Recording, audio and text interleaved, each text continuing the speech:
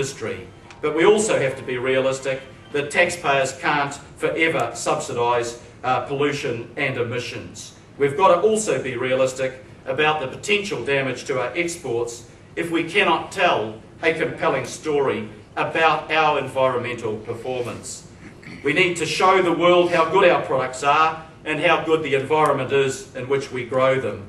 Another major issue for farmers, however, apart from emissions trading, is what I now want to focus on, and that's the question of how well New Zealand's monetary policy is working. I was very pleased that Phil York made a strong submission on behalf of Federated farmers to a parliamentary banking inquiry that Labor helped to set up earlier this year.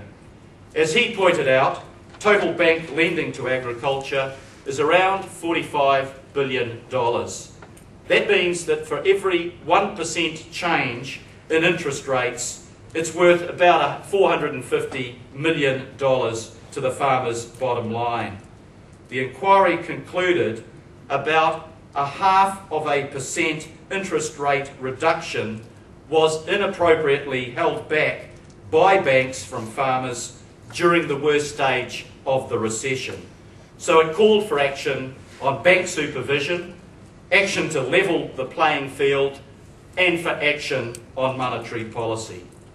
Monetary policy affects farming in important ways. Farming is very heavily exposed to interest rate movements and even more exposed to exchange rate movements. We export about 95% of what our farms produce. When our exchange rate surges, it undermines the competitiveness of our prices in destination markets.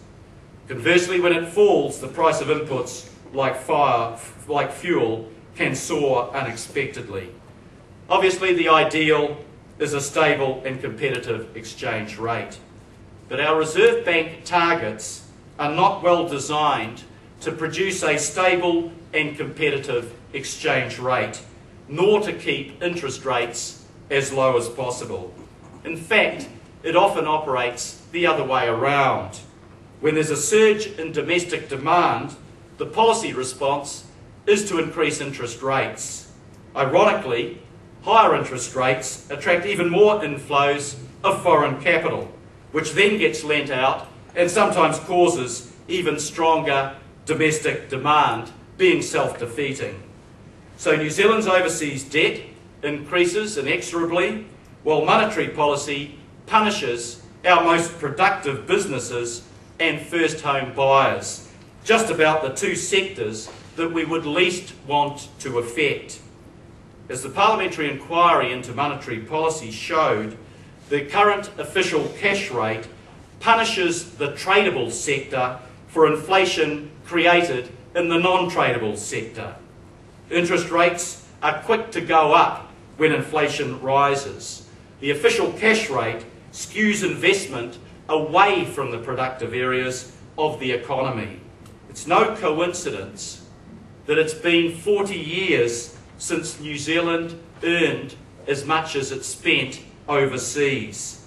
The closest we came to balancing that in all of that time was in 1989, the year the Reserve Bank Act was passed. The bank was made independent and the single focus on price stability was adopted. In those terms, the Reserve Bank Act has been successful. As an independent central bank, that's now an orthodoxy and it's worked well. We battled inflation successfully, and most of you here remember the years of double-digit inflation during the Muldoon era, and none of us want to go back to that. But the battle against inflation is no longer, in our view, New Zealand's sole or even overriding policy objective. Growth and wealth creation are at least as important. For the 20 years since the Reserve Bank Act was passed, there has been a bipartisan consensus between National and Labor over the policy targets and the primacy of price stability. The consensus between us continues on the independence of the bank, but today I am announcing the end of the consensus around the policy targets and tools of the Reserve Bank. Labor wants to see a step change in our export performance. We want policy that will keep our exchange rate as stable and competitive as possible. We want to reduce interest rates for businesses and homeowners so that we're putting more money back into the pocket of New Zealanders. Working New Zealanders with mortgages will benefit from a policy that tilts the emphasis away from the current sole concern with the holders of wealth to a focus on creating wealth. Price stability and low inflation will still need to be important objectives for the bank. We need to guard against people locking in higher expectations of price rises. The way they interact with other objectives will be an important part of our economic policy at the next election.